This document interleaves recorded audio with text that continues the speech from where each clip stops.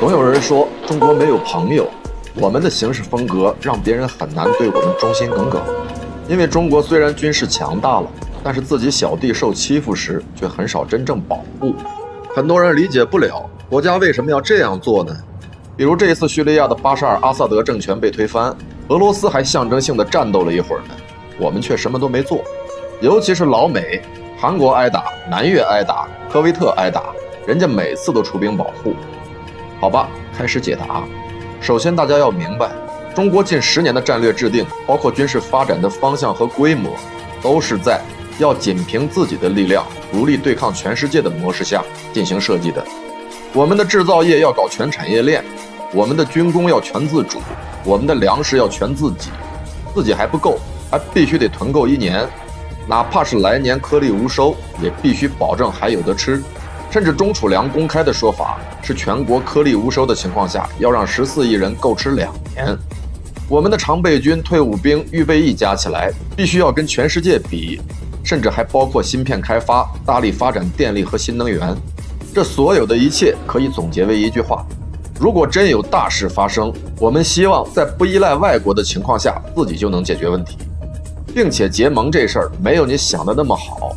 先秦《诗经》的巧言里有一句话：君子履盟，乱世用常。意思是，如果君子不守信用，频繁结盟却又背弃承诺，反而只会让祸乱不断滋生，就会导致混乱和不安。所以你看懂了吗？收几个小弟还有点可能，我们根本就没打算找盟友，更没打算依靠盟友，就是决心走自强之路。并且这种战略不是近几十年制定的，而是从建国起第一代领导人就开始定下了。独立自主、自力更生，从一开始就是国策，是毛泽东思想活的灵魂，也是民族复兴精神气质的突出体现。自己不强大，要盟友有啥用？这就跟社会上某些人一样，自己啥本事都没有，却一天到晚跟个怨妇似的，总说别人发达都是靠关系。有些人给了关系，你就能发财吗？如果自己是个怂包废物，别人就算想拉你一把，连你的手都找不到。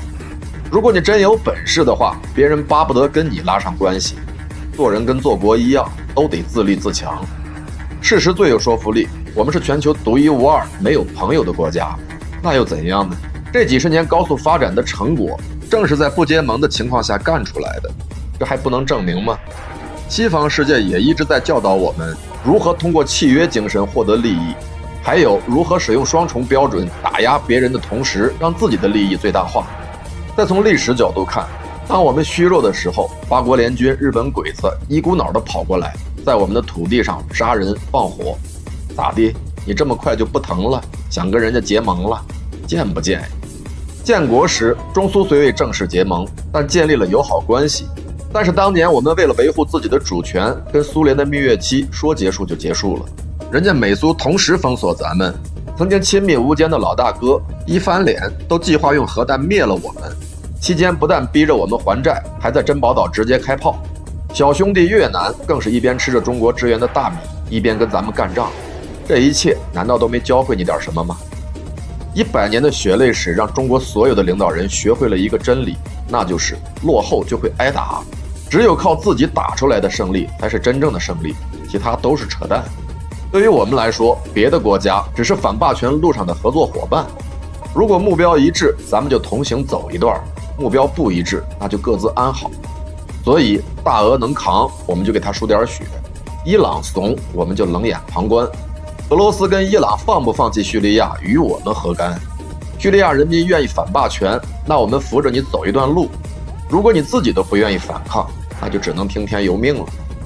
至于说不结盟的利弊，利不受第三方国策影响，进退灵活。中国的外交政策是注重维持和平与稳定，以促进国内的发展。不结盟的政策可以避免被牵涉进其他国家的冲突，从而保护自己国家的利益和发展。